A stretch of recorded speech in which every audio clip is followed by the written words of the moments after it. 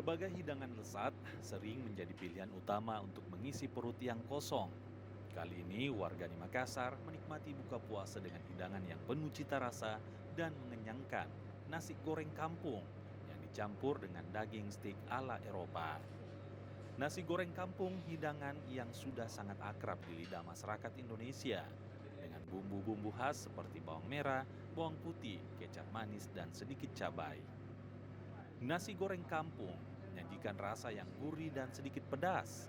Namun untuk memberikan sentuhan berbeda, kali ini menyajikan nasi goreng kampung dengan tambahan daging stik ala Eropa.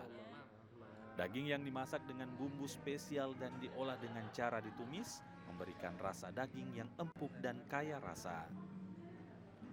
Kenikmatan nasi goreng kampung daging stik ini makin lengkap dengan minuman es pandan kelapa yang menjadi penyejuk di tenggorokan. Untuk nasi goreng kampung bistik itu kombinasinya saya bikin untuk nasi goreng kampung. Saya campur dengan antara western sticknya. Kita pakai barbecue saus.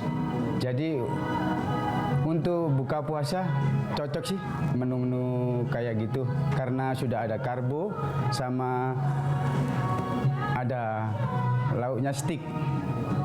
Oke ya. Berarti ada minyak nabatinya juga ya? Ada juga minyak nabatinya.